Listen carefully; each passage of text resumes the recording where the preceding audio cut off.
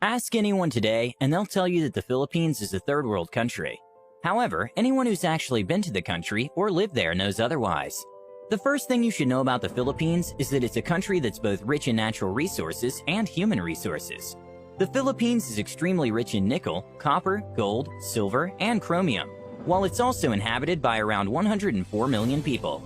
Despite this, it remains a poor country if we base ourselves on its gross domestic product per capita, which was recorded at $2,639.90 in 2015. That amount is just 21% of the world average, and it's even lower than countries just beside the Philippines, such as Indonesia and Singapore, which, unlike the Philippines, has become a rich country. However, the Philippines is insanely rich, even more so than other nearby Asian countries, if we're talking about mineral resources. Just to provide some background, the Philippines is known as the fifth most mineral-rich country in the world for gold, nickel, copper, and chromite. It is home to the largest copper-gold deposit in the world. The Mines and Geosciences Bureau has estimated that the country has an estimated $840 billion worth of untapped mineral wealth, almost $1 trillion. That's not all. If we take a look at the fishery and marine resources, the Philippines has territorial waters that measure as much as 1.67 million square kilometers, and it's located in the world's fishing center. It also possesses many large oil and gas reserve areas that haven't been tapped to date. That's because of the dispute with China on 9 dash lines. For those unacquainted, the 9 dash line is a vaguely located demarcation line used by China for their claims of the major part of the South China Sea, which has caused a lot of controversy with the Philippines. The Spratly Islands dispute is an ongoing territorial dispute between China, Taiwan, Malaysia, the Philippines, Vietnam, and Brunei concerning the ownership of the Spratly Islands, a group of islands and other maritime features, such as reefs, banks, cays, and others.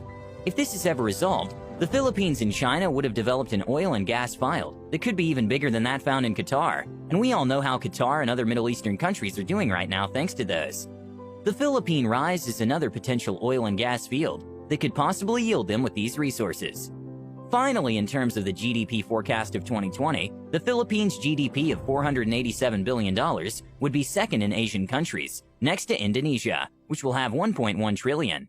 One of the main reasons why it's still considered a third world country, though, is because of its poverty line, which is set bar high at $17 to 19% of the population. As with many other third world countries, the distribution of wealth in the Philippines is a huge issue, and the current government wants to reduce the poverty level and also increase employment by implementing a wide variety of construction projects. The Philippines is fast-tracking infrastructures to improve productivity and reduce inefficiency levels. Forbes has also claimed that another big reason why the Philippines is still considered a third world country is due to its corruption. The Philippines is the 101 least corrupt country out of 175 countries, according to the 2016 Corruption Perceptions Index, reported by Transparency International. That, coupled with extractive institutions, which allow a small group to extract wealth from the rest of society. That's what we're pretty much mentioning when we spoke about the distribution of wealth. Either some people are extremely poor, or some are filthy rich. If corruption levels are lowered and the country is better administrated, then it can achieve the coveted first world status by improving its quality of life for inhabitants. At least in the resources department, the Philippines is not lacking at all.